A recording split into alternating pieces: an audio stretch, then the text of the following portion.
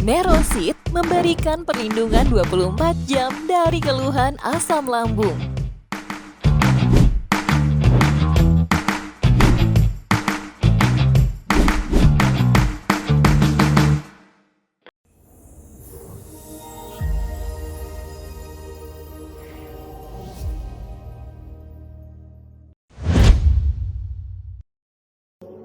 Bismillahirrahmanirrahim. Assalamualaikum warahmatullahi wabarakatuh.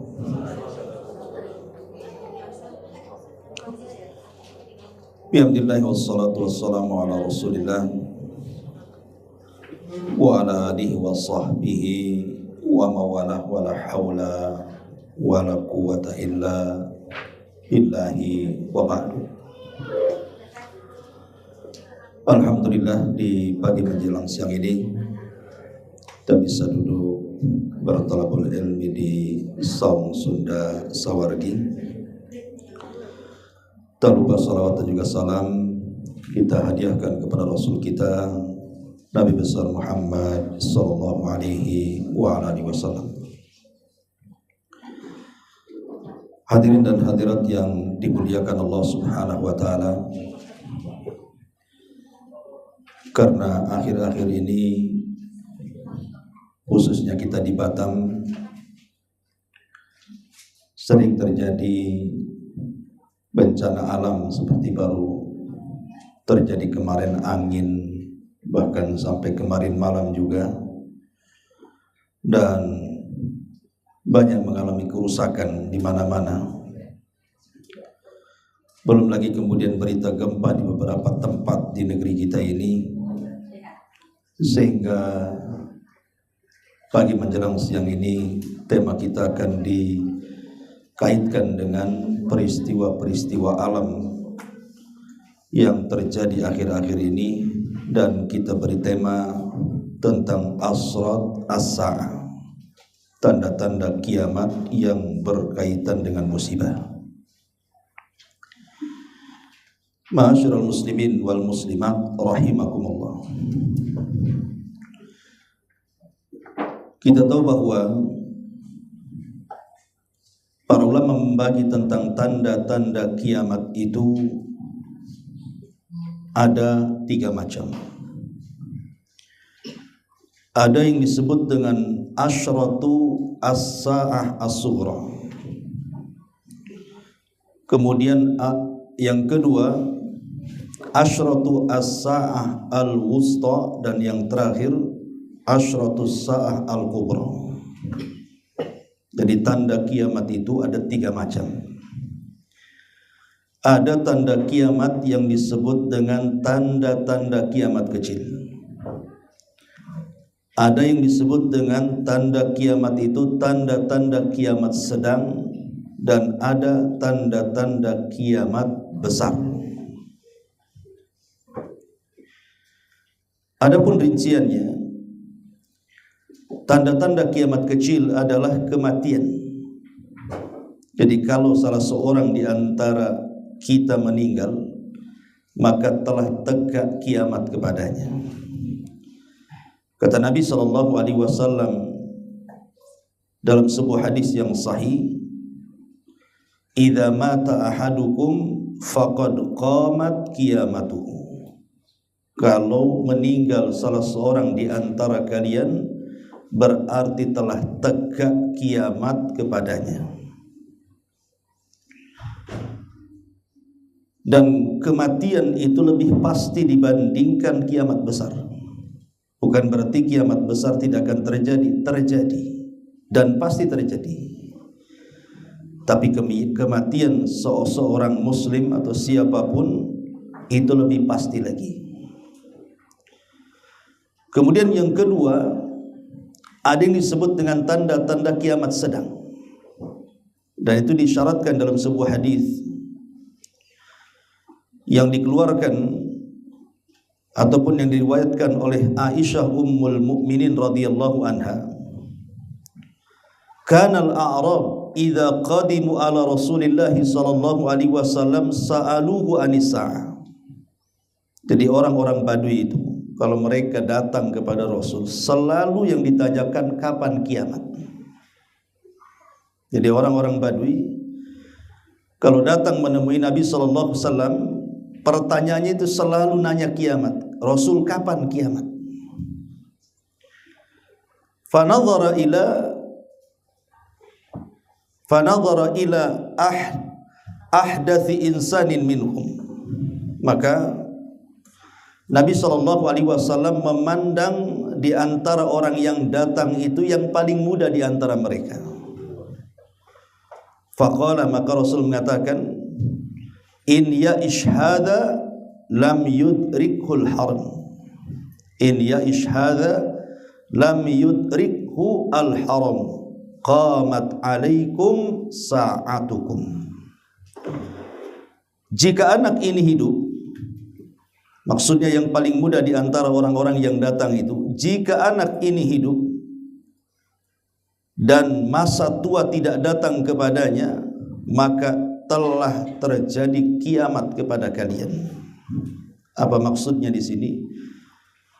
Maksudnya adalah ketika Nabi SAW mengatakan seperti itu isyarat kepada kematian sebuah generasi. Jadi kematian generasi, umpamanya kita punya kakek kita ini ya seumuran kakek kita sudah meninggal semuanya, ganti generasi kita. Kemudian generasi kita meninggal, ganti pula generasi anak-anak kita. Maka setiap tenggelam sebuah generasi, maka itu disebut kiamat sedang namanya. Adapun kiamat besar ma'ruf, apabila telah datang 10 tanda-tandanya, maka disitulah Allah Subhanahu wa ta'ala akan hancurkan alam semesta, maka berlakulah hisab. Itulah kiamat besar. Ma'asyiral muslimin wal muslimat rahimani wa rahimakumullah. Adapun kalau bicara tentang tanda-tanda kiamat kecil, kita fokus kepada tanda-tanda kiamat kecil yang berkaitan dengan musibah. Pembagian tanda-tanda kiamat kecil ini sering saya ulang-ulang. Jadi ada tanda-tanda yang mendahului kiamat dalam kurun waktu yang lama. Artinya sudah terjadi sejak zaman Nabi SAW dan tidak pernah akan terulang. Seperti umpamanya diutusnya Nabi, tidak mungkin ada Nabi lagi. Kematian Nabi, tidak mungkin Nabi dihidupkan lagi. Bulan terbelah 2, tidak mungkin terjadi lagi. Jadi ada tanda-tanda kiamat kecil itu yang kalau sudah berlaku kemudian selesai, maka tidak mungkin terulang lagi. Kemudian yang kedua, ada tanda-tanda kiamat kecil ini, dia berlangsung sejak zaman Nabi sampai hari ini, bahkan sampai kiamat dibangkitkan, dan akan terus berkembang. Seperti menyebarnya perzinahan. Dari zaman Nabi sudah ada orang berzina, sampai hari ini pun banyak orang yang berzina. Dan nanti semakin jauh daripada Rasul, maka perzinahan itu semakin marak.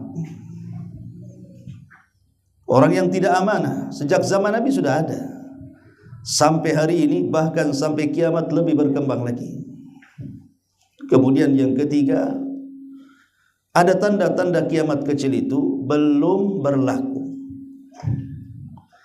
Boleh jadi berlakunya sebelum terjadi tanda-tanda kiamat besar, seperti menghijaunya negeri Arab dan yang semacamnya, ataupun mungkin rebutan emas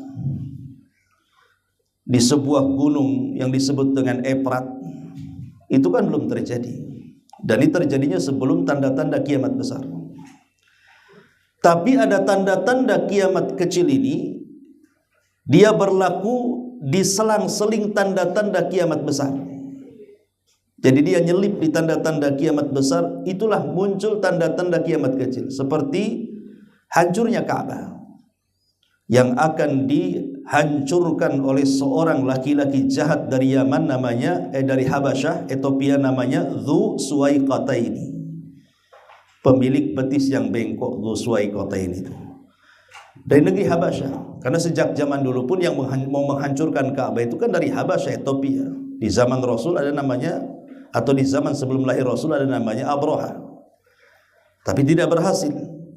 Karena Allah lindungi Ka'bah itu dengan burung ababil. Padahal logika ya, kalau kita berlogika, Abraha itu agamanya Nasrani. Sementara yang melindungi Ka'bah di waktu itu agamanya musyrik. Pertanyaannya, lebih dekat mana Nasrani dengan orang-orang yang menyembah berhala Lata, Uzza, Manat dan Hubal itu? Ya tentu jawabannya lebih dekat orang-orang Nasrani. Karena Nasrani itu ada kitab, ada nabi, sama dengan kita. Tapi orang-orang musyrik itu tidak ada kitab, tidak ada nabi. Tapi kenapa Allah melindungi orang-orang musyrik dan menghancurkan Abraha? Harusnya kan kebalikannya. Jawabannya, karena 50 hari setelah tragedi itu akan lahir seorang nabi. 1,5 bulan setelahnya, atau 50 hari, lahir nabi. Maka untuk mengamankan wilayah kelahiran Nabi SAW, Allah binasakan Abraha. Tapi nanti di akhir zaman, setelah tidak ada orang yang tawaf lagi, ada mengatakan di masa setelah Isa meninggal. Sekarang Isa belum meninggal karena sudah sedang diangkat ke langit dan berada di langit kedua. Sebagaimana peristiwa Isra Mi'raj, Rasul pernah berjumpa dengan Isa dan kerabatnya Yahya. Tapi nanti di akhir zaman Isa akan turun sebagai satu di antara 10 alamat besar dan akan membawa keadilan, berhukum dengan syariat Islam, kemudian juga berusaha untuk memasukkan orang-orang ahli kitab ke dalam Islam, dan pilihannya dua, masuk atau mati, tidak ada jizyah lagi. Lah Isa sempat haji, dan setelah haji itulah haji terakhir, tidak ada yang tawaf lagi setelah itu. Lah datanglah pasukan dari Ethiopia dipimpin oleh Dzu Suwaiqataini, kemudian Ka'bah dihancurkan dan pembendaharaannya diambil. Baru pasukan Dzu Suwaiqataini dihancurkan oleh raja yang terakhir dari Raja Himyar Yaman. Kisahnya panjang ya kalau kita ceritakan ya. Tapi yang jelas bahwa tanda-tanda kiamat kecil pembagiannya seperti itu. Ada yang berlaku atau sudah berlaku dan tidak akan kembali. Ada yang sudah berlaku dan terus berlaku dan sedang berlaku. Ada yang belum berlaku sama sekali. Bisa saja sebelum tanda-tanda kiamat besar muncul atau di tengah-tengah tanda-tanda kiamat besar. Itulah rinciannya ya. Ma'asyiral muslimin wal muslimat rahimani wa rahimakumullah. Baik, kita akan masuk tanda-tanda musibah yang merupakan tanda-tanda kiamat. Pertama, banyaknya gempa. Nabi SAW satu hari memegang kepala Abdullah ibn Hawalah. Jadi Abdullah ibn Hawalah ini baru saja diutus oleh Rasul membawa pasukan khusus, dalam bahasa Arab disebut Sariyah, pasukan yang tidak dipimpin Nabi, tapi yang namanya peperangan kadang menang kadang kalah. Nabi sendiri kadang menang kadang kalah. Di Badar dia menang, di Uhud dia kalah. Jadi Abdullah ibn Hawalah ini mengalami kekalahan dalam pertempuran itu, sehingga pulang ya berbeda wajah orang yang mengalami kemenangan dengan wajah orang yang mengalami kekalahan, kan beda. Dan itu bisa kita lihat, orang kalau judi dia menang, tengok wajahnya tuh. Dengan orang yang judi kalah pasti mereng topinya tuh. Artinya kan orang senang dengan orang yang enggak senang kan nampak tuh. Jadi Ibnu Hawalah ini sedih dia. Jadi murung saja, tidak ada senyum menghadap Nabi SAW. Ada kekecewaan berat di situ. Maka Nabi SAW meletakkan kemudian telapak tangannya di kepalanya seperti ini. Kepalanya dipegang rambutnya oleh Rasul, rambutnya Ibnu Hawalah ini. Kemudian Nabi SAW mengatakan, "Ya Ibnu Hawalah, idza ra'aital khilafata qad nazalatil ardul muqaddasata faqad danatil zalazil wal balaya wal umurul idham was-sa'atu yawma idin aqrab ilan nasi min yadi hadhihi min ra'sika ya ibn Hawala. Kata Rasul, wahai Ibnu Hawala, apabila engkau melihat kekhilafahan tegak di bumi yang disucikan, maksudnya Baitul Maqdis Palestina, maka telah dekat waktunya banyak gempa, waktunya banyak musibah dan terjadinya perkara-perkara besar di dunia. Maka ketika itu kiamat lebih dekat dibandingkan tanganku di atas kepalamu. Ma'asyiral muslimin yang dimuliakan Allah Azza wa Jalla, tentu hadis ini kita tahu bahwa di zaman Umar bin Khattab radhiyallahu an, Palestina kan dikuasai kaum muslimin.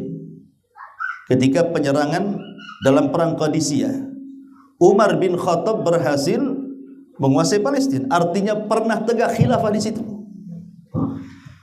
Berarti kan sudah berlaku.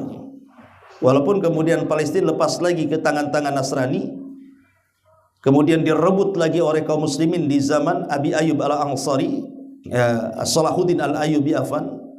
Kemudian belakangan hari ini justru yang menguasai adalah Yahudi.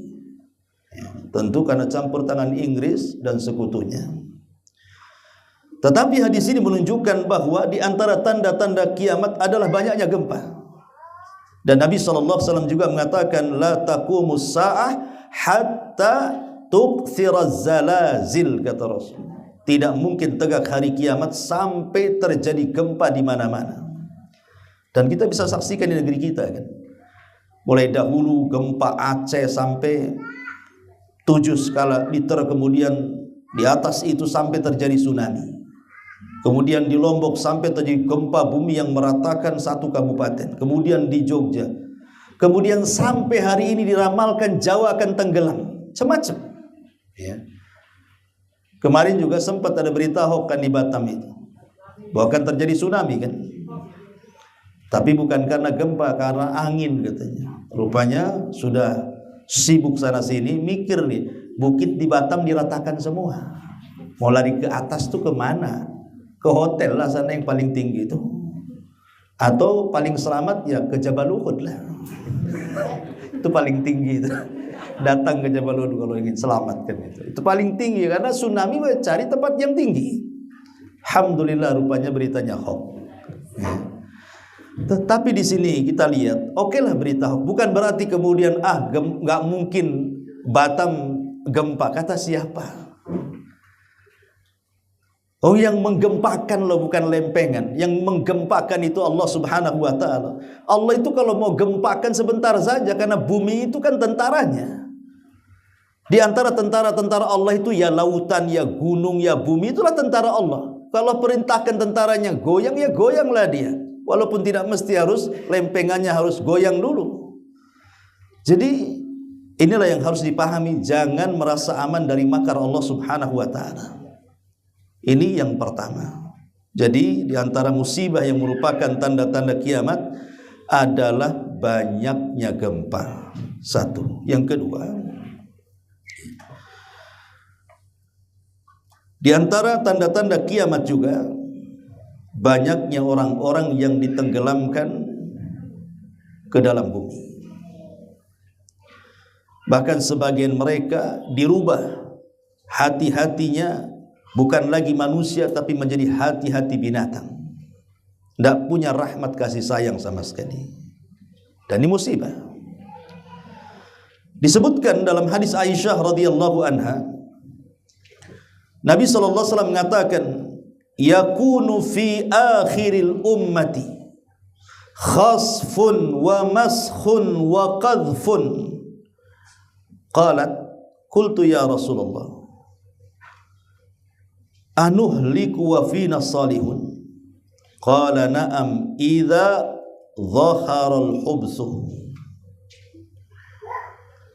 Kata Nabi SAW dalam hadis Aisyah radhiyallahu anha, nanti akan terjadi sesuatu di akhir zaman. Pertama, khasfun.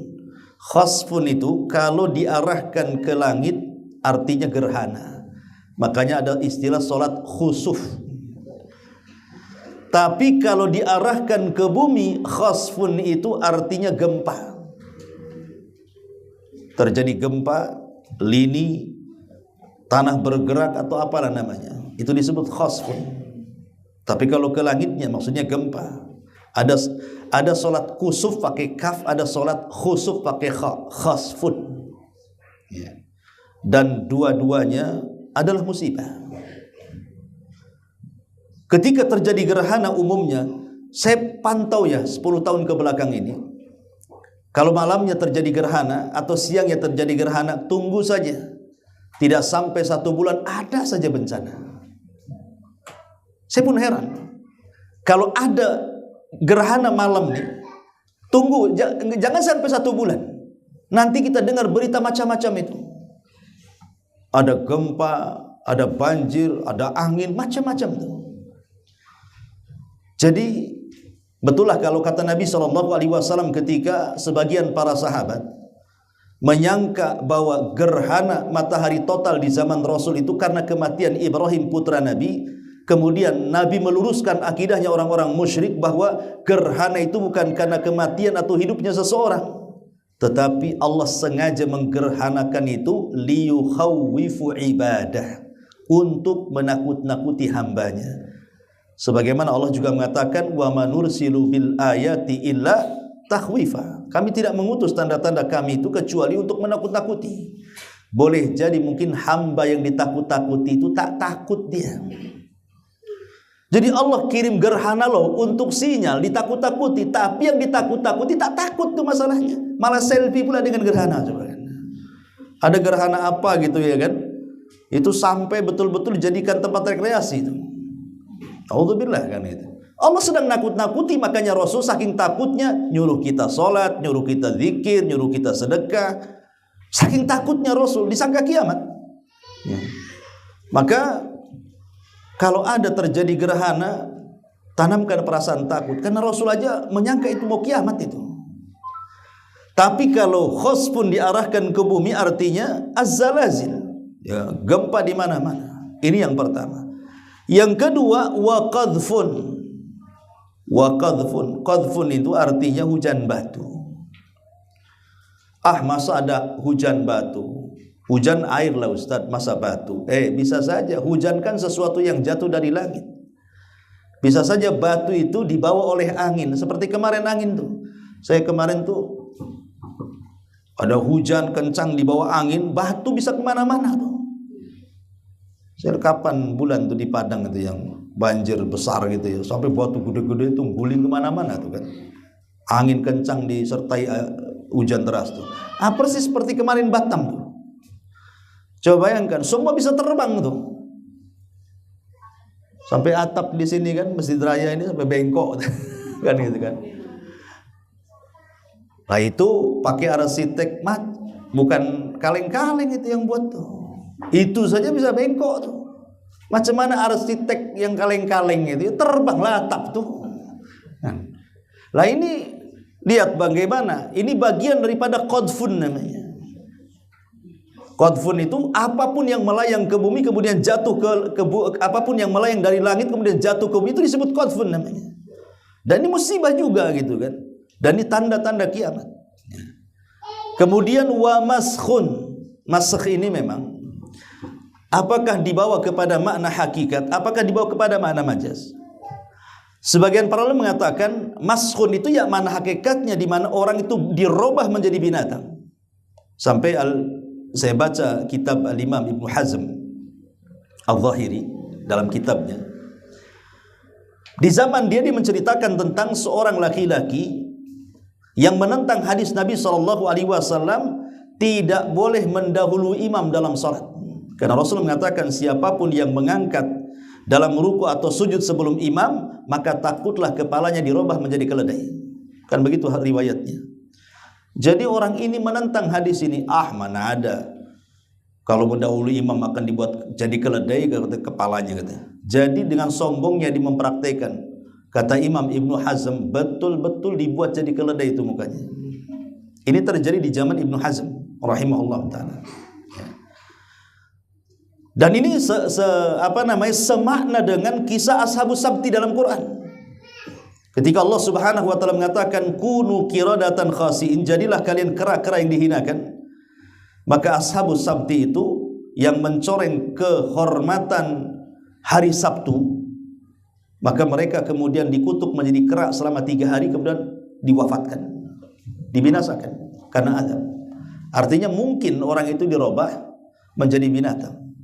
Tapi sebagian para ulama mengatakan tidak, yang dimaksud di sini, mashun di sini adalah majazi.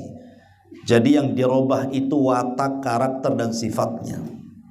Ya, memang badannya manusia, tapi karakternya seperti binatang, hatinya seperti binatang, otaknya seperti binatang. Pokoknya tidak punya rahmat sama sekali. Dan ini yang banyak dikuatkan para ulama, dan ini yang banyak terjadi di masyarakat. Nampak saja badannya manusia, hatinya seperti binatang, itu tidak ada rahmat sama sekali.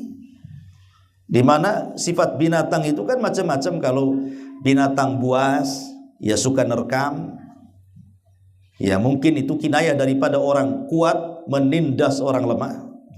Tapi kalau binatang ternak kan makan, minum, berak, kawin, tidur, gitu aja. Itu yang banyak tuh biasanya tuh. Makan, tidur, berak, bangun, besok itu lagi tuh. Itulah binatang. Apa bedanya ada dengan binatang kan itu? Nggak sholat, nggak puasa, nggak zikir, nggak hadir di majelis taklim, otaknya hanya duit saja. Lah itulah binatang. Jadi ada perkara-perkara yang dirubah, bukan badan fisiknya tetapi hatinya. Maka Aisyah radhiyallahu anha ketika itu bertanya, Rasul, apakah mungkin setelah itu terjadi, 3 perkara itu terjadi, kami akan dihancurkan sementara orang-orang baik masih ada? Ya, kalau kalau keburukannya lebih banyak dibandingkan kebaikannya. Dalam riwayat, apabila tampak al-qinan, para biduan, para artis, para penyanyi, ya, kemudian wasyuribatil khamru, dan khamar sudah diminum. Jadi kalau sudah banyak penyanyi, khamar diminum, perzinahan merebak di mana-mana, akan terjadi 3 masalah ini. Dan 3-tiganya sudah ada. Zina sudah ada, khamar sudah banyak dikonsumsi, penyanyi di mana-mana. Celakanya dari kecil sudah diajari nyanyi. Belum lahir di bayi itu sudah diajari nyanyi sama ibunya. Didangduti itu bayi usia 4 bulan dalam perut itu, supaya kalau brojol itu langsung joget. Repot kayak gini. Padahal kita tahu bahwa ulama mengatakan, ketika Allah Subhanahu wa taala mengatakan wallahu akhrajakum min butuni ummahatikum la ta'lamuna syai'a wa ja'ala lakumus sam'a, Allah yang telah mengeluarkan dari perut ibu kalian itu dalam kondisi tidak tahu menahu, dan Allah jadikan pendengaran. Allah dahulukan pendengaran, baru kemudian penglihatan, baru kemudian hati. Ulama tafsir mengatakan karena bayi dalam janin itu sudah mendengar. Jadi bayi itu kalau sudah ditiupkan ruh 4 bulan, dia sudah mendengar. Walaupun terjadi khilaf tentang peniupan ruh itu, apakah 40 hari pertama, karena ada hadis yang dikeluarkan Imam Bukhari, ataukah yang dimaksud 30-40 artinya 120 hari. Walaupun jumhur mengatakan bahwa ditiupkan ruh itu 120 hari alias 4 bulan, artinya itu sudah ada ruhnya, sudah bisa mendengar tuh. Makanya ibu-ibu yang hamil di atas 4 bulan hati-hati kalau ngomong. Ya, jadi kalau ibu ini hobinya ngerumpi, gibah dengan kawannya, itu brojol anaknya ngikutin gibah tuh nanti. Karena ngikutin orang tuanya kan. Tapi kalau orang tuanya suka baca Quran terus pagi, siang, sore, malam, pagi sampai brojol, itu separuh Quran sudah ada di otak anak itu. Tinggal separuhnya aja tuh. Ya, jangan salah. Makanya dalam ilmu parenting yang disebutkan para ulama, kalau ingin mencetak anak-anak hafid Quran dan mungkin hafalannya, maka cetaklah ketika anak itu dalam bayi. Cetak bu ketika ibu dalam, bukan cetakan bata. Cetak itu maksudnya ibunya suruh baca Quran terus-terusan. Taib. Jadi ini diantara alamat yang kedua. Alamat yang ketiga, angin yang menghancurkan. Kayak kemarin, ya, Beberapa hari kemarin Batam diterjang angin yang luar biasa. Sampai Saung Sunda Sawargi saja katanya, saya tidak tahu di ruangan mana katanya. Ada yang pelafonnya roboh ya? Oh di ruko, bukan di sini. Alhamdulillah. Di sini aman, jadi kita aman. Tidak takut ngaji di sini kan? Jadi sampai ya Jabal Uhud pun sama juga, kena juga tuh terbang atapnya itu. Yang anehnya separuh ketemu separuh enggak, kemana tuh atap tuh? Mungkin ke hutan mungkin. Itu kejadiannya maghrib, subhanallah. Tapi ini tanda-tanda kiamat, tanda-tanda kiamat. Ya. Disebutkan, cuman masalahnya ikhwatu fillah muliakan Allah Subhanahu wa taala, bicara sedikit angin. Di dalam surah Az-Zariyat ayat 41-42 Allah Subhanahu wa taala berfirman ketika menghikayatkan tentang kisah kaum Ad. Wa fi adin id arsalna alaihim rihal aqim ma tadhara min syai'in atat alaihi illa ja'alathu karramin falamma ra'awhu aridan mustaqbila awdiyatihim qalu hadza aridun mumtiruna bal huwa masta'jaltum bih rihun fiha adzabun alim tudammiru kulla syai'in bi amri rabbiha fa asbahu la yura illa masakinuhum kadzalika najzil qaumal mujrimin.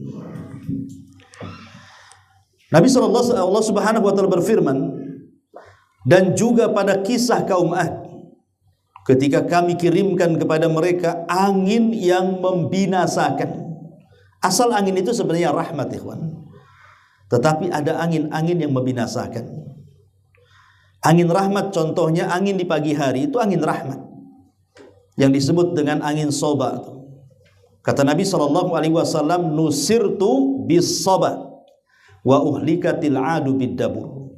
Kami ditolong dengan angin soba. Angin soba itu angin pagi dari ba'da subuh sampai terbit matahari. Itu angin soba namanya.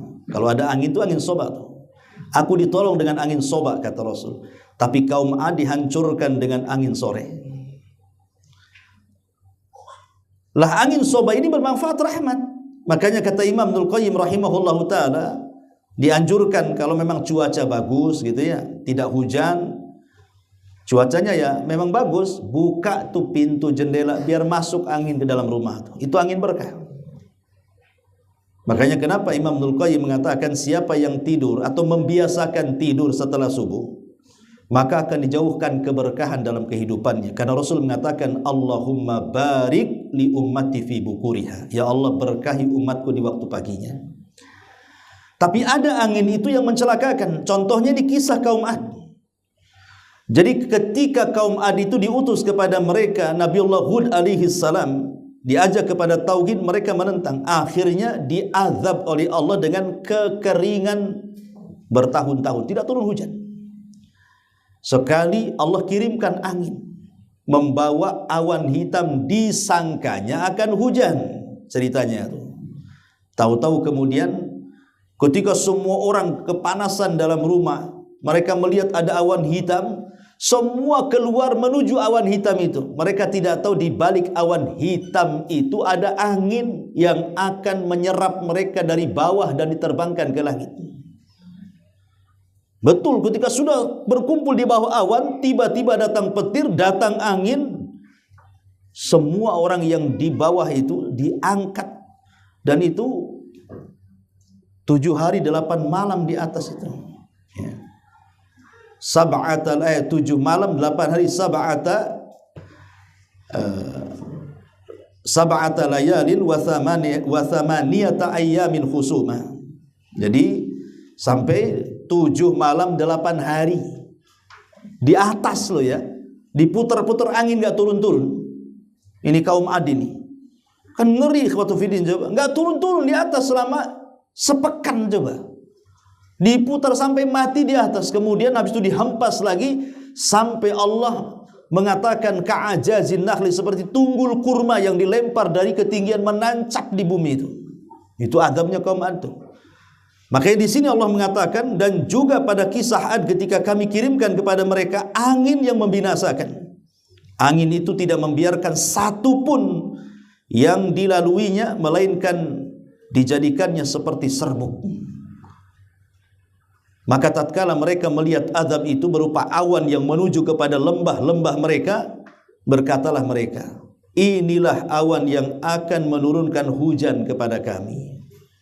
Allah mengatakan bukan, bahkan itulah azab yang kamu minta sebelumnya untuk datang segera, yaitu angin yang mengandung azab yang sangat pedih, yang menghancurkan segala sesuatu dengan perintah Rabbnya. Maka jadilah mereka tidak ada yang kelihatan lagi kecuali bekas-bekas tempat tinggal mereka.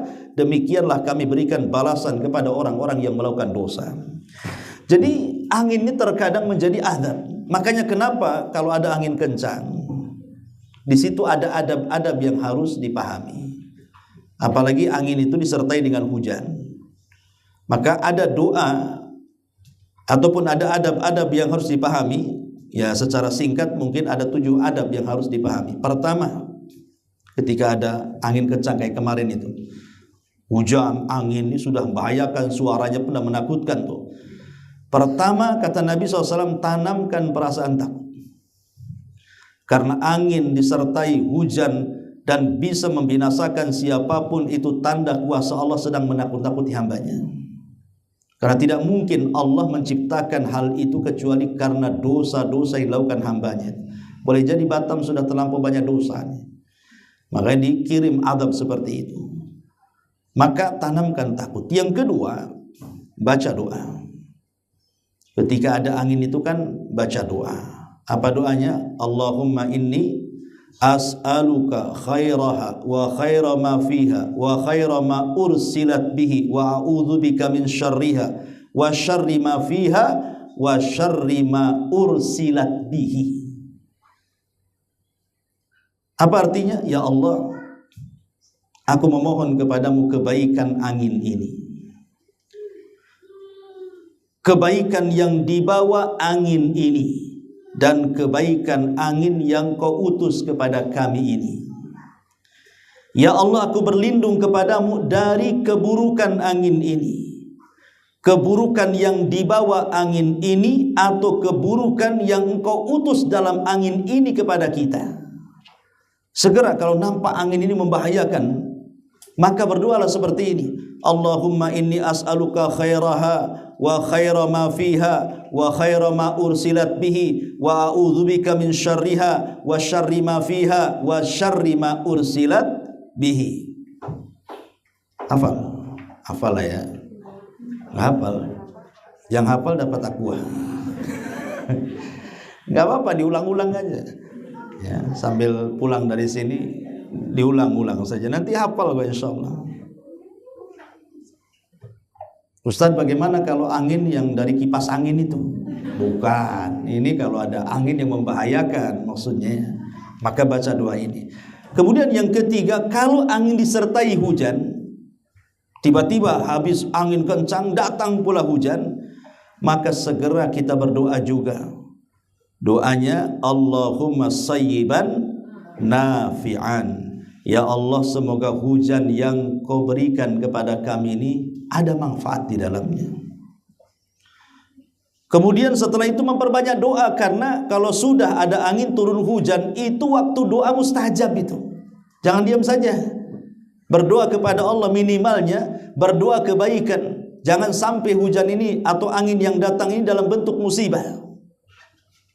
Nabi SAW mengatakan, "Thintani ma turaddani du'a'u inda an-nida'i wa tahtal matari." Kata Rasul, 2 perkara ketika berdoa tidak mungkin ditolak Allah. Pertama, ketika mendengar suara azan, antara azan dan qomat itu mustajab doanya. Yang kedua, ketika turun hujan. Ya. Kemudian yang kelima, kita mengambil berkah. Nabi itu biasanya kalau turun hujan, maka dia akan menyingkap sebagian badannya, kemudian akan membasahi sebagian badannya dengan hujan. Bahasa kitanya hujan-hujanan. Ya. Jadi kalau ada hujan tuh Nabi buka sikit bahunya, kemudian pokoknya kenal lah kan gitu. Kalau sekarang malah dibuat apa? dibuat mitos, ya kan? Kalau kena hujan rintik nanti sakit kepala. Akhirnya karena itu mitosnya, ya betul dibuat sakit kepala kan itu. Jadi kalau kena air itu langsung kamar mandi dibasuh kepalanya biar nggak sakit kepala katanya. Coba jangan itu yang dimitoskan itu. Justru Nabi itu loh, dia sengaja menempelkan badannya ke hujan karena dia mengambil berkah, dalam arti kata ngalap berkah itu loh. Ngalap berkah dari hujan, kan turun rahmat di situ. Bahkan yang lebih ekstrim lagi Ibnu Umar disebutkan itu kalau ada hujan itu kasur semua dibawa keluar biar kehujanan. Kalau sekarang terbalik gitu, kalau pakaian berjemur sibuk dimasukkan kan gitu kan. Justru biar berkah di situ, air berkah tuh. Jadi ini salah satu contoh bagaimana hujan itu juga terdapat berkah. Kemudian yang keenam, membaca doa kalau memang disertai petir nih, angin deras, angin kencang, hujan deras, kok udah petir pula berkilat-kilat di situ, maka berdoalah dengan doa yang diajarkan Rasul, subhanalladzi yusabbihur ra'du bihamdihi wal malaikatu min khifati. Maha suci zat petir itu bertasbih dengan memujimu, demikian pula para malaikat karena takut kepada Allah Subhanahu wa taala. Dan tentunya yang terakhir, yang ketujuh, ini kalau terjadi dua-duanya membahayakan. Angin membahayakan, hujan juga membahayakan, petir juga membahayakan. Maka kalau melihat tanda-tanda seperti ini, maka doanya lain lagi. Nabi SAW mengatakan, Allahumma hawalaina wala alaina, Allahumma alal akam wal jibal wad dirab wa butunil audiyati wa manabitis syajari. Apa artinya? Ya Allah, turunkanlah hujan di sekitar kami bukan untuk membahayakan kami. Turunkan hujan saja di sekitar kami, tapi jangan membahayakan. Kalau memang harus membahayakan, maka lemparlah hujan itu ke daratan-daratan tinggi, gunung-gunung, bukit-bukit, lembah-lembah, ataupun tempat tumbuh-tumbuh tanaman. Kalaupun umpamanya deras angin, pindahkanlah ke tempat lain. Ya. Itulah cara pawang hujan syar'i namanya. Untuk mindahin hujan, baca doa kayak gini. Daripada pawang hujan ngetok-ngetok gak jelas itu, bawa ulek-ulekan tong katanya. Tetap aja kalau turun hujan ya hujan. Tidak ada yang tahu ya hujan itu turun. Sampai ke pawang itu sedang acting saja dia. Dia sedang ngibuli orang. Ya. Karena hujan itu perkara gaib, urusan Allah Subhanahu wa taala. Ini yang ketiga ya, dari tanda-tanda kiamat adalah angin kencang yang bisa membahayakan. Yang keempat, banyaknya kekacauan di mana-mana. Tentu kekacauan di mana-mana itu, kekacauan itu kan ada sumbernya ya. Bisa saja karena kejahilan, bisa saja karena akalnya hilang, minum khamr gitu ya. Atau apalah namanya kekacauan itu kan umumnya karena kejahilan biasanya. Terjadinya syirik ya karena jahil, terjadinya bid'ah ya karena jahil, terjadinya orang maksiat ya karena jahil, terjadinya pertengkaran, pembunuhan ya gara-gara akalnya hilang, entah khamar, entah narkoba, entah apa kan itu. Maka Nabi SAW mengatakan, inna min asyratis sa'ati an yurfa al-ilmu. Dari tanda-tanda kiamat adalah diangkatnya ilmu pengetahuan. Bagaimana cara diangkatnya ilmu? Ulama mengatakan maksudnya biqabdil ulama, dengan diwafatkannya para ulama. Kalau ulama sudah wafat, biasanya penerusnya tidak lebih cerdas dibandingkan sebelumnya. Lain kalau ahli dunia sebelumnya biasanya lebih kaya dibandingkan sesudahnya. Makanya kenapa Rasul sampai mengatakan mautul alim musibatun la tujbar. Kematian seorang alim itu musibah yang tidak tergantikan. Maka hari ini kita lihat siapa yang mampu menggantikan Imam Syafi'i? Tidak ada. Siapa yang mampu menggantikan Imam Ahmad, Abu Hanifah, Imam Malik dan imam-imam madhab lainnya? Atau mungkin ulama-ulama kontemporer seperti Syekh Utsaimin, siapa yang bisa menggantikan beliau? Enggak ada. Ya. Jadi ulama-ulama setelahnya itu tidak lebih cerdas daripada sebelumnya. Makanya dikatakan musibah yang tidak bisa digantikan. Tapi kalau orang kaya, pejabat, presiden, terkadang boleh jadi mungkin wakilnya yang naik menjadi ketuanya atau menjadi presidennya, boleh jadi mungkin itu lebih cerdas. Atau orang kaya sebelumnya lebih kaya dibandingkan sesudahnya. Dan begitu seterusnya. Kalau urusan dunia itu makin kesini makin hebat kan itu. Tapi kalau urusan akhirat makin kesini makin jahil. Nah, inilah kekacauan ketika diangkatnya ilmu, pasti kacau. Ya. Karena ketika ilmu diangkat itu wa yaksurul jahlu, pasti kejahilan merata tuh. Dan kalau sudah kejahilan merata wa yaksuruz zina, maka zina akan terjadi di mana-mana. Kemudian kalau sudah zina wa yaksura syurbul khamri, banyaknya orang yang minum khamar. Wa yakil ar-rijal wa yaksuran nisa, sedikitnya jumlah laki-laki, banyaknya jumlah perempuan. Artinya karena banyaknya peperangan. Ada Ustadz kondang dulu itu salah memahami kalimat wa yakillur rijal wa yaksuran nisa hatta yakuna li khamsina imra'atul qayyim imra'atan al-qayyimul wahid, sampai nanti di akhir zaman 50 wanita dipimpin oleh satu laki-laki. Ustadz ini ngomong, jadi boleh poligami itu menikahi 50 perempuan katanya. Karena nanti di akhir zaman, nanti jumlah perempuan 50 bisa bandingannya dengan satu laki-laki. Dipahami bahwa satu laki-laki boleh menikahi 50 perempuan. Ini kan konyol nih. Ya, Nabi SAW sudah jelas bahwa umatnya hanya diberikan jatah 4 orang saja. Di zaman Rasul ada seorang sahabat, istrinya 10. Maka Rasul mengatakan tetapkan yang 4, ceraikan yang 6, kata Rasul.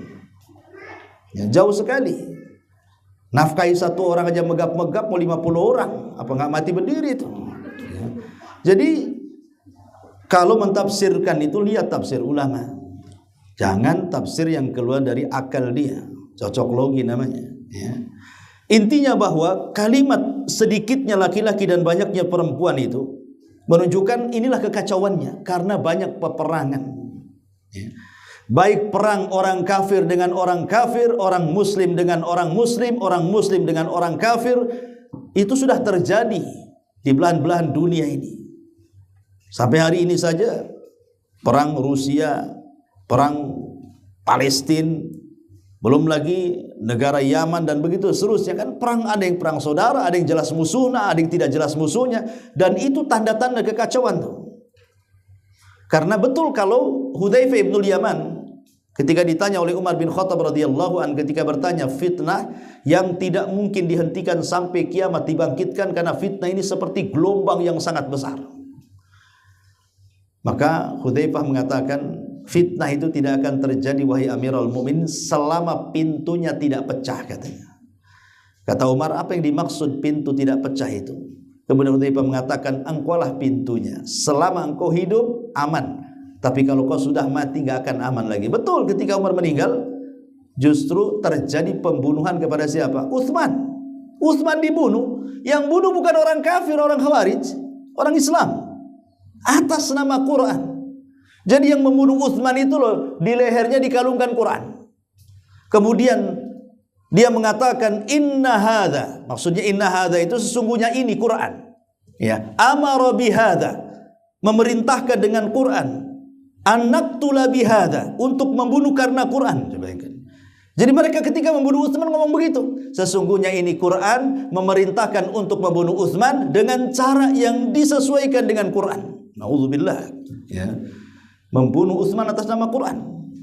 Bahkan yang membunuh Ali hafal Quran. Abdurrahman bin Mulzam itu Khawarij, hafal Quran tuh. Jadi belum tentu orang yang hafal Quran itu paham dengan Quran. Hajjaj bin Yusuf itu hafal Quran, suka dengan orang yang cinta dengan Quran. Bahkan karena dia jenderal dan khalifah, dia banyak menyumbang pondok-pondok pesantren tahfidz Quran kalau zaman sekarang. Tapi di tangan dia ribuan dari sahabat tabi'in dibantai coba dengan tangan dingin dia. Padahal dia hafal Quran. Hajjaj bin Yusuf itu Ats-Tsaqafi. Ya. Ma'asyiral muslimin wal muslimat rahimani wa rahimakumullah. Maka ini yang keempat, banyaknya kekacauan, dan ini musibah, dan ini tanda dari tanda-tanda akhir zaman, tanda-tanda kiamat. Kemudian yang kelima, keluarnya para dajjal kecil. Maksudnya dajjal kecil di sini adalah orang-orang yang mengaku nabi. Saya pikir dulu memang ada di zaman, kalau di awal-awal Nabi dakwah periode Mekah nggak ada orang ngaku nabi. Kenapa? Karena Nabi asli saja susahnya untuk memperjuangkan Islam itu luar biasa. Makanya di zaman itu tidak ada yang berani ngaku nabi kan. Kalau di periode Mekah 13 tahun itu tidak ada. Wah, kalau saya ngaku nabi habislah kayak Rasulullah. Rasul diintimidasi, ditekan, diburu, mau dibunuh. Mana orang mau ngaku nabi? Ya. Nggak ada periode mengaku nabi. Setelah Rasul ke Madinah, kemudian Islam menyebar, kemudian memiliki kekuasaan, kemudian Rasul bukan hanya nabi dan Rasul, dia pun pemimpin negara. Baru orang-orang memandang enak juga jadi nabi katanya. Jadi mereka yang ngaku nabi itu lihat setelah sukses. Oh, enak juga ngaku nabi ini. Buktinya Muhammad itu diagungkan, dimuliakan di ini. Mulailah kemudian orang banyak ngaku nabi itu di akhir-akhir mau wafatnya nabi itu. Muncullah di situ Al-Aswad Al-Ansi dari Yaman. Muncul di situ Tulaihah bin Khuwailid Al-Asadi. Muncul juga di situ seorang wanita di zaman itu ada juga namanya Sajah bintul Haris.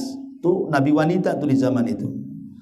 Kemudian ada juga namanya Musailamah Al-Kadzab. Ini Musailamah Al-Kadzab ini kawin dengan Sajah bintul Haris. Jadi nabi palsu kawin dengan nabi palsu. Satunya perempuan namanya Sajah bintul Haris, yang satunya Musailamah Al-Kadzab. Bayangkan tuh, nabi palsu kawin dengan nabi palsu, berarti kuadrat palsu tuh. Palsu kuadrat kan? Dua-duanya palsu. Tapi Allah takdir, alhamdulillah Tulaihah dan Sajah ini tobat. Tulaihah Al-Asadi tobat dan baik Islamnya. Begitu juga Sajah. Yang tidak bertobat itu Musailamah Al-Kadzab dan Al-Aswad Al-Ansi itu. Sampai dibantai di zaman Abu Bakar Siddiq radhiyallahu anhu. Diperangi mereka. Dan Musailamah Al-Kadzab mati di kebun kematian. Makanya peperangannya disebut Hadiqatul Mauti.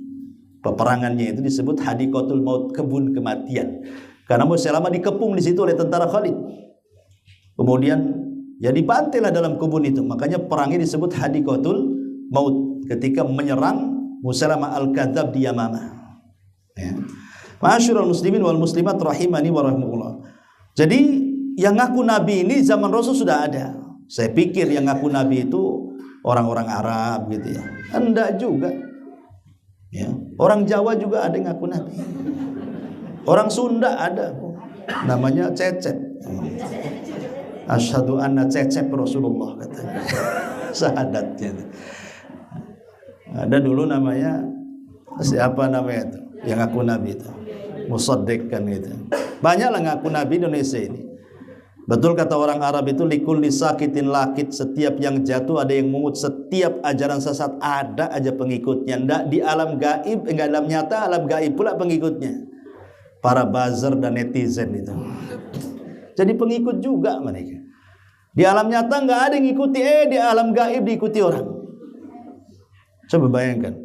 Lah ini hal-hal yang seperti ini kan, yang banyak. Nah, sekarang ribut-ribut masalah nasab. Ya. Jadi intinya bahwa ini musibah ketika orang kemudian muncul orang-orang yang mengaku nabi, itu nanti imbasnya. Imbas daripada bukan hanya dia ngaku nabi, tidak. Tidak mesti orang yang ngaku nabi itu memproklamirkan dirinya saya nabi, tidak. Terkadang mengaku nabi itu maksudnya dia menciptakan ajaran-ajaran yang tidak pernah diajarkan nabi. Seperti kemarin tuh saya tengok di YouTube itu ada ajaran Islam Pancasila atau apa tuh? Islam Pancasila ya.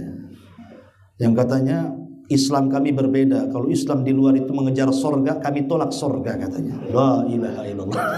Kami tolak sorga karena kita menyembah Allah bukan karena sorga katanya. Kami menyembah Allah karena cinta. Nah, ini repot nih.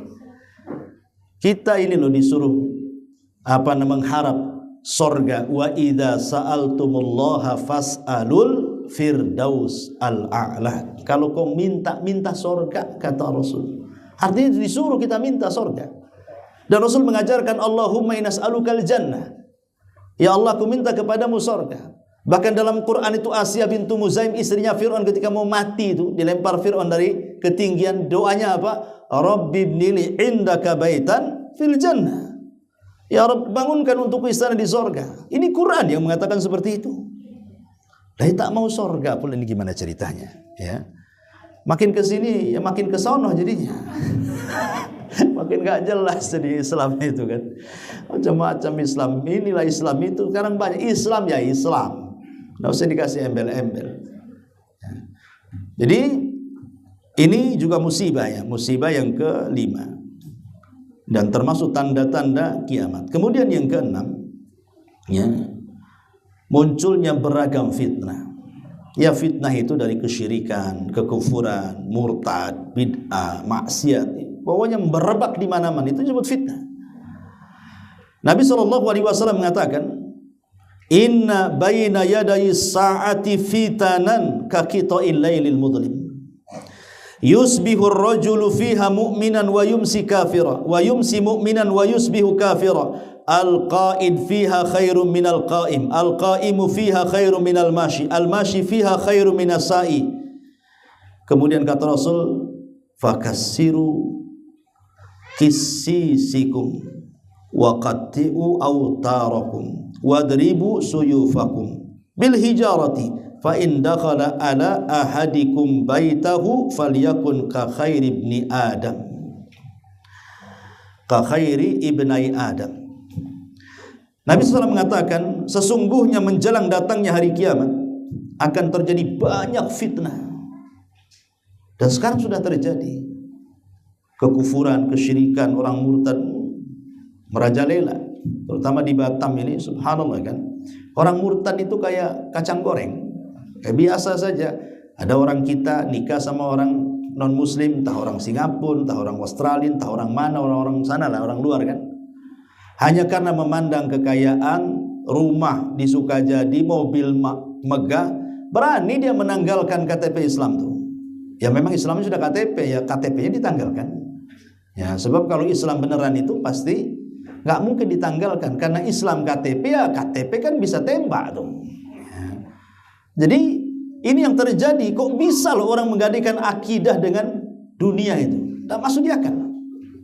Ya tapi semua bisa terjadi. Itulah karena banyaknya fitnah. Saya aja dulu punya tetangga di Batam Center ini gitu juga kok. Dia nikah sama orang Nasrani, kaya, masuk ke Nasrani. Dia masuk Nasrani itu. Habis masuk Nasrani, suaminya selingkuh dengan muslimah. Masuk Islam suaminya. Coba bayangkan. Apakah terbalik-balik dunia ini? Akhirnya si yang cewek yang muslimah yang sudah murtad itu dinasihati. Udahlah kalau begitu, udah ditinggal, masuk Islam sajalah. Apa kata dia? Nggak tahu, kalau saya pergi ke gereja itu kayaknya lebih khusyuk dibandingkan ke masjid. Kata, lah kok gitu pula? Ya karena dia semenjak Islam tidak pernah ke masjid, jadi tidak tahu rasa masjid dia masalahnya. Coba kalau dia sering ke masjid, seorang thalabul ilmi, pasti ke tempat ibadah lain kan aneh gitu kan. Ini nggak pernah ke masjid, nggak pernah belajar, tahu-tahu masuk ke gereja, ya iyalah dia bilang ngomong begitu. Ya tak, kadang hidayah itu milik Allah kan. Akhirnya tetap dia Nasrani, mantan suaminya juga jadi muslim jadinya kan. Persis seperti kisah yang disebutkan oleh beberapa ulama. Dulu ada seorang muazin di zaman salaf ya. Jadi kalau dulu kan belum ada corong, jadi kalau azan itu ya di menara di atas supaya kedengaran. Rupanya dari atas menara nampak di depannya ada gereja ya. Di gereja itu ada biarawati cantik, suka nongkrong di pintu. Jadi setiap muazzin ini azan, selalu pandangannya tertuju kepada wanita itu. Mulai dari pandangan, ya masuklah ke hati. Akhirnya kemudian kenalan, dekat, ngobrol, jatuh cinta pula muazzin dengan biarawati ini. Ya memang dalam Islam boleh, laki-lakinya muslim, perempuannya Nasrani kan gak ada masalah dalam Islam. Ya, walaupun kita katakan kayak nggak ada lagi aja dalam Islam. Banyak kok gadis-gadis Islam. Kenapa mesti Nasrani? Tapi kalau secara hukum ya boleh-boleh saja. Ya, karena ahli kitab itu boleh sembelihannya dan boleh dinikahi wanitanya. Akhirnya setelah dilamar, orang tuanya tidak mau lah. Orang tua si wanita ini tetap menolak, tidak mau. Tapi akhirnya masih saja melakukan hubungan gelap karena tidak direstui. Akhirnya karena makin cinta sakit gara-gara cinta. Ketika sakit itu ya namanya, lihatlah orang mabok gitu, jadinya mabok kan, nggak mau makan, nggak mau, jadi kurus jadinya. Itulah diet yang paling ampuh tuh. Nah, kemudian gurunya, imam masjidnya itu ketika sakit parah datang, kemudian ditanya, wahai fulan, ada apa dengan sakitmu ini? Maka kata si fulan mengatakan, aku jatuh cinta dengan biarawati dan aku ingin menikahinya, tapi orang tua menolaknya. Kata sang imam, sudahlah, emang nggak ada lagi wanita selain dia? Banyak kok di luar sana wanita muslimah. Dia bilang, tidak bisa, aku sudah cinta mati, katanya. Ada pula mati cinta. Kemudian dia mengatakan gini, imam itu sudah nazak tuh, sempat-sempatnya dia ngomong, sudah gini sajalah, tidak apa-apa, aku tidak berjumpa dengan dia di dunia, tidak masalah, katanya. Tapi jangan pula aku dipisahkan di akhirat. Itu puitisnya dia ngomong gitu tuh. Jadi imam masjid mengatakan, gimana caranya? Kalau di dunia dipisahkan, di akhirat berkumpul, tiba-tiba di luar perkiraan anak muda ini mengatakan, kafartu bid-dini wa amantu bidiniha, katanya. Aku kufur dengan agamaku sendiri dan sekarang aku beriman dengan agama cewekku itu, katanya. Dikiranya kalau dia masuk Nasrani, sesama Nasrani ketemu di akhirat, itu keyakinan dia. Setahun setelahnya wanita itu pun merasa bersalah, akhirnya sakit, kemudian sakaratul maut juga. Didatangi sama pak imamnya itu. Kata wanita itu, kau sudah tahu masalahku kan? Aku merasa bersalah dengan anak muda itu. Maka jangan sampai di dunia tidak ketemu, di akhirat pula tak ketemu. Kalau bisa di akhirat ketemu. Kata imam, gimana caranya? Aku beriman dengan agama anak muda itu, aku kufur dengan agamaku. Terbalik-balik. Satu masuk Nasrani, satu masuk Islam. Di dunia udah gak ketemu, di akhirat pisah neraka surga tuh. Subhanallah. Lah ini kadang-kadang kan ada orang yang seperti itu. Naudzubillah, inilah tanda kiamat tuh kalau udah kayak gini nih. Ya, banyaknya kerusakan dan fitnah. Ya. Ma'asyiral muslimin wal muslimat rahimakumullah. Kemudian jam berapa? Jam 11 lebih. Kemudian yang ketujuh, banyaknya pendukung kezaliman. Nabi SAW mengatakan kepada Abu Hurairah radhiyallahu an dalam hadis Muslim. Apa kata Abu Hurairah? Kata Rasul kepada Abu Hurairah, ya Abu Hurairah, in talat bika muddatan aw syakat antara qauman yagduna fi sakhatillah wa yaruhuna fi la'natillah wa fi aidihim mithla adnabil baqari. Kata Rasulullah, Abu Hurairah, seandainya umurmu panjang, sekiranya engkau pasti akan melihat satu kaum ketika dia pergi di pagi hari dalam kondisi dimurkai Allah dan pulang di sore hari dalam kondisi dilaknat Allah. Pulang dimurkai, berangkat dimurkai, pulang pula dilaknat. Nanti di akhir zaman ada orang kayak gitu. Keluar dari rumah dimurkai, pulang pula dilaknat oleh Allah Subhanahu wa taala. Seperti apa orang yang kayak gini keluar dimurkai, pulang dilaknat itu? Maka Rasul mengatakan, wa fi aidihim mithlu adnabil baqari. Mereka orang-orang yang di tangan-tangan mereka ada semati bagaikan ekor sapi. Dalam hadis yang lain dijelaskan maksudnya apa? Rasul mengatakan, simfani min ahlin nar lam arahuma qaumun ma'ahum siyatun ka'adnabil baqari yadribuna bihan nas. Dua kelompok manusia penghuni neraka tidak pernah aku lihat sebelumnya, kata Rasul. Salah satunya adalah sebuah kaum atau orang-orang yang membuat semeti seperti buntut sapi, mereka memukul-mukul dengan itu manusia. Ini kinayah daripada kezaliman. Dan juga orang-orang yang mendukung kezaliman. Maka jangan sampai melakukan zalim dan mendukung kezaliman. Seperti para penguasa, umumnya kan kezaliman-kezaliman itu kan diarahkan kepada mereka, kepada para penguasa. Ya. Kalau seandainya mereka berlaku zalim, jangan pula kita dukung. Kita nasihati kan gitu. Ini enggak. Pokoknya kalau sudah fanatik dengan satu idola dia dari pemimpin itu, wah, hidup mati dia, bukan Allah lagi. Bukan kul inna sholati wa nusuki lillah, itu enggak. Ya, di presiden dia atau dikasih dia. Hidup dan matinya itu. Ada orang yang membela mati-matian gitu kan. Pemimpin itu. Bukan harusnya yang dibela mati-matian itulah syariat. Karena ketaatan kita kepada pemimpin juga kalau seandainya di atas yang ma'ruf. Kalau tidak ma'ruf kan tidak wajib taat. Maka jangan sampai kemudian mendukung kezaliman. Terutama Anda yang masuk dalam dunia pemerintahan itu kan mesti ada kezaliman tuh.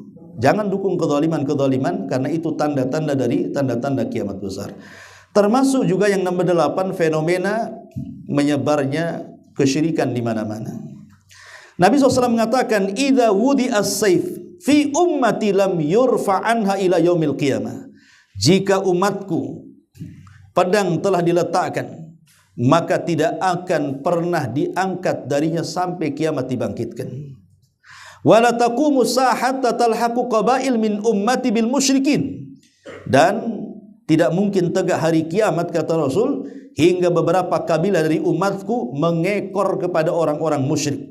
Wa hatta ta'bud qabail min ummatil awsan. Bahkan beberapa kabilah dari umatku menjadi para penyembah berhala. Dan ini sudah terjadi. Lihat sekarang fitnah kuburan. Saya dengar berita-berita terakhir itu kan banyak kuburan-kuburan wali yang dipalsukan. Nggak ada orang yang dikubur di situ.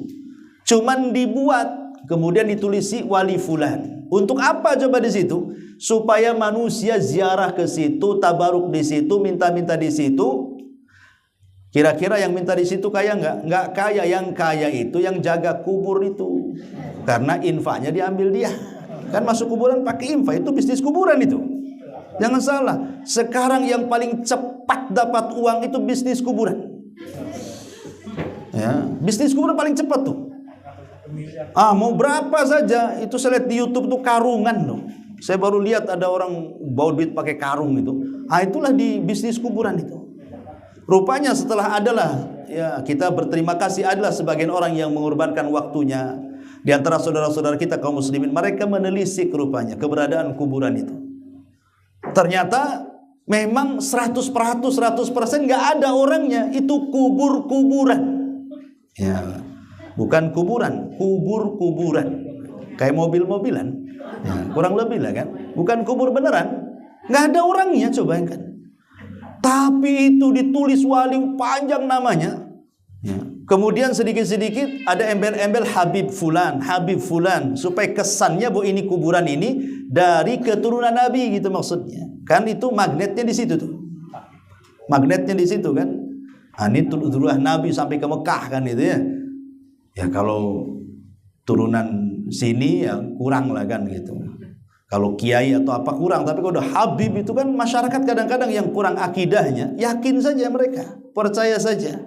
Itu karena doktrin berabad-abad tuh kadang-kadang. Padahal kita juga sesalkan kalau memang seseorang itu mengaku dzurriyyah Nabi. Ngaku dzurriyyah Nabi, harusnya mereka itu yang paling depan membela sunnah.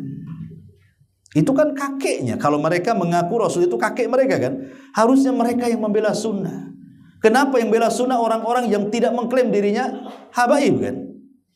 Harusnya kalau mereka betul-betul keturunan Rasul, kita tantang. Harusnya Anda lah yang memberantas bid'ah, Anda yang memberantas kesyirikan, Anda yang mendekatkan tauhid. Harusnya kan seperti itu. Karena Anda ini turunannya. Lah kita ini umatnya beda, lebih dekat Anda. Tapi kenyataannya tidak juga. Ya kita tidak menafikan ada juga di antara mereka yang memegang sunnah Nabi kan itu. Tetapi banyaknya di antara mereka itu kadang-kadang jatuh ke khurafat, cerita yang aneh-aneh, kuburiyun dan begitu seterusnya. Nah, ini kan persis dengan fenomena di akhir zaman yang akan muncul di akhir zaman lah, banyaknya kesyirikan di mana-mana. Nah, inilah kemudian yang menjadikan tanda-tanda kiamat. Ya, kemudian yang nomor 9, menjamurnya perbuatan keji dan kemungkaran. Nabi SAW mengatakan, la taqumus sa'ah hatta yadharul fuhsyu wat tafahusyu wa qati'atur rahimi wa su'u al mujawarati. Tidak akan terjadi hari kiamat hingga muncul banyak perbuatan-perbuatan keji, perkataan-perkataan buruk, pemutus silaturahim, dan jeleknya hubungan bertetangga. Jeleknya hubungan bertetangga, ya. Itu yang banyak di masyarakat kan gitu. Nah, sekarang sudah nampak itu. Makanya kadang ada orang itu tidak mau bertetangga akhirnya kan. Karena takut kalau bertetangga nanti kesinggung. Akhirnya dia cari perumahan yang enggak kenal siapa-siapa. Tetangga sebelah pun tak kenal kita. Itu kalau mati, itu kuburannya di rumahnya itu. Karena tetangganya tak tahu. Ya. Makanya tetangga ini salah satu modal kita masuk surga sebenarnya. Sampai Jibril mengatakan kepada Rasul itu, mewasiatkan ingat tetangga, sampai Rasul mengatakan sampai seringnya Jibril mewasiatkan hati-hati dengan tetangga itu, berbuat baiklah dengan mereka seolah-olah dia ahli waris itu. Karena biasanya yang tahu masalah kita sebelum keluarga itu tetangga dulu tuh biasanya. Kita sakit tetangga yang tahu, keluarga belum tahu. Setelah sakit keluarga baru tahu. Jadi makanya hormati tetangga. Kemudian juga yang terakhir 10 saja, orang tua bergaya anak muda. Ini bahaya nih. Nenek-nenek bergaya gadis. Ya. Pokoknya itulah skincare itu apa? Skincare. Yalah, pokoknya care-care itu semua. Nabi mengatakan yakunu qaumun yakhdhabuna fi akhiriz zamani bis-sawadi kahawasilil hammami la yarihuna raihatal jannah, kata Rasul. Akan ada di akhir zaman satu kaum yang menyemir rambut mereka dengan warna hitam bagaikan dada burung merpati. Mereka tidak akan pernah mencium harumnya bau sorga. Naudzubillah. Hadis ini maksudnya kenapa diibaratkan orang tua bergaya anak muda, nenek bergaya gadis, ya? Karena dengan menyemir rambut ke warna hitam itu seolah-olah dia muda lagi. Ya, seolah-olah muda lagi kan gitu. Makanya banyak yang seperti ini. Udah tua parlente bahasanya, itu apa itu? Ya, bergaya gitu. Ya, udah tua itu ke masjid. Ini enggak. Dia lepisnya pula pakai rantai kapal pula. Udah tua padahal. Ngapain gitu? Harusnya pakai sarung, pakai gamis ke masjid ngaji, udah tua tuh. Oh, masih juga nongkrong di jalan-jalan. Jadi ini diantara 10 tanda-tanda kiamat yang berkaitan dengan musibah. Wallahu alam. Sampai di sini. Silakan kalau ada yang bertanya.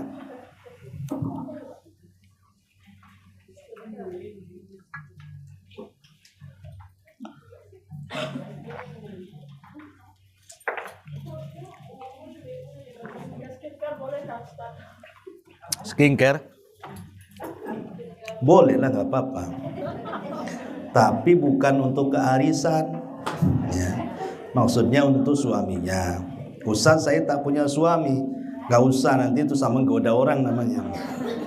Nah, kalau nggak punya suami, cari suami lah. Karena bagaimanapun nanti ada hadisnya di akhir zaman itu. Tadi hadisnya sinfani min ahli nar kan. Ada 2 kelompok termasuk penduduk neraka di zaman Rasul nggak pernah melihat. Artinya di zaman Rasul nggak ada. Sejahiliyahnya orang jahiliyah nggak ada rupanya. Adanya di zaman sekarang. Yang kalau dikatakan jahiliyah tak mau. Apa itu? Nisaun kasiyatun ariyatun mumilatun ma'ilatun ru'usuhunna ka'asnimatil buhtil ma'ilah. Rasul mengatakan seperti itu. Wanita pakaian tapi bertelanjang. Loh, kenapa dia berpakaian kok telanjang? Karena ketat, transparan, dan begitu seterusnya. Ya. Kemudian kalau jalan lenggak-lenggok nggak jelas. Kemudian kepalanya, sanggulnya seperti punuk unta. Makanya kalau pakai jilbab Jangan seperti punuk atasnya itu diuraikan ke bawah, ya, karena takut masuk dalam hadis ini. Ya. Jadi kaum-kaum seperti ini tidak ada di zaman Rasul, bahkan di zaman jahiliyah juga nggak ada. Adanya hari ini. Kita bisa melihatlah, ya, penampilan perempuan seperti laki-laki. Kita lihat kan rata-rata perempuan pakai lepis, pakai jeans, nggak ada lagi yang kebaya ke bawah itu. Itu kan tampilan laki-laki seperti itu. Ya, sampai bapak-bapak ke pasar mau beli lepis itu udah ada di borong ibu-ibu masalah itu. Karena sudah terbalik-balik kan, tasyabuh akhirnya. Yang laki-laki tasyabuh dengan perempuan. Nanti di akhir zaman yang pakai skanker itu apa itu? Ya ibu-ibu lah tuh, bapak-bapak ya tuh, Pak Edi nanti kalau udah tua pakai itu tuh. Ya. Jadi hal-hal yang seperti itu ya sudahlah, kalau apalagi ini kan cerita yang sudah tua. Yang sudah tua enggak usah lah. Wallahu a'lam. Subhanakallah bihamdika asyhadu an la ilaha illa anta astaghfiruka wa atubu ilaik. Allahu taala alam. Assalamualaikum warahmatullahi wabarakatuh.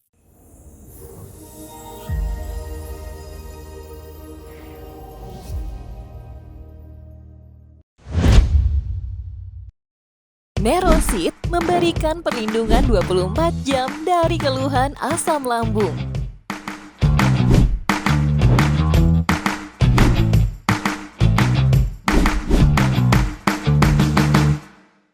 Nerosit memberikan perlindungan 24 jam dari keluhan asam lambung.